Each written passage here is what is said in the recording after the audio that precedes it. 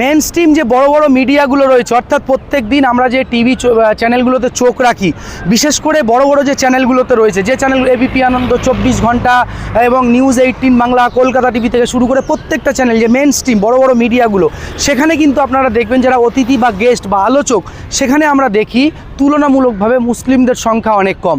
আপনারা বলবেন যে আবার হিন্দু মুসলিম, এখানেও হিন্দু মুসলিম। হ্যাঁ, বলবোই তো। মুসলিম সমাজে কি ডাক্তার নেই, উকিল নেই, মাস্টার নেই, আইনজীবী নেই? সবই আছে। মুসলিম সমাজে কি রিটায়ার্ড জাজ নেই, রিটায়ার্ড আইপিএস নেই?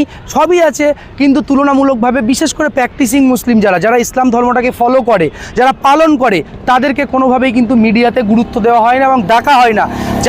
এবং পশ্চিমবাংলায়, আমি পশ্চিমবাংলার কথা বলছি, পশ্চিমবাংলায় দেখুন প্রায় 35 থেকে 40% মুসলিম সমাজের বসবাস, কিন্তু তাদের কথাগুলো তুলে ধরার জন্য যে প্রতিনিধি দরকার, বিশেষ করে মিডিয়াতে যে প্রতিনিধি দরকার, আপনি রাজনৈতিক দলগুলোতে যদি দেখেন, প্রত্যেকটা রাজনৈতিক দলে সংখ্যার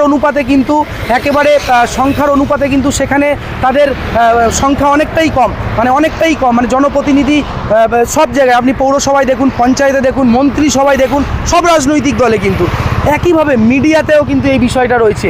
বহু আইনজীবী আমার জানা রয়েছে যারা অত্যন্ত জ্ঞানী এবং পণ্ডিত মানুষ, বহু রাজনৈতিক বিশ্লেষক রয়েছেন, বহু রাজনীতিবিদ রয়েছেন, বহু মাস্টার, শিক্ষক, আইপিএস অফিসার, প্রাক্তন পুলিশ অফিসার থেকে শুরু করে বড় বড় ব্যবসায়ী, এডুকেটেড, শিক্ষিত মানুষজন কিন্তু রয়েছেন, শুধু কলকাতা নয়, পুরো পশ্চিমবাংলা জুড়ে। কিন্তু তাদেরকে মিডিয়াতে কোথাও থেকে একটা ডাকা হয় না। আর দুঃখের এবং পরিতাপের বিষয় হলো, আমাদের মুসলিম সমাজের পক্ষ থেকেও একটা কোনো বড় মিডিয়া তৈরি করার কোনো সুব্যবস্থাও করা হয়নি। কিছু পেপার পত্রিকা রয়েছে, কলম পত্রিকা, দিনদর্পণ পত্রিকা, নতুন গতি পত্রিকা, আপনজন পত্রিকা, এভাবে কিছু পত্রিকা রয়েছে, কিন্তু যাদের সার্কুলেশন অতটা নয়। আমরা নিজেরাই তো, আমি বাড়িতে আনন্দবাজার পড়ি, এই সময় পড়ি, সঙ্গে কলম বা দিনদর্পণ রাখি। কিন্তু আপনারা বলুন তো, যারা কলম বা যারা আনন্দবাজার বা এই সময় পড়ে, তারা কি কলম বা দিনদর্পণের দিকে চোখ দেয় না? তাহলে এই সমাজের কথা, এই জাতির কথা, পরিকল্পিতভাবে পিছিয়ে রাখা জাতির কথা কারা তুলে ধরবে? কিভাবে তুলে ধরবে?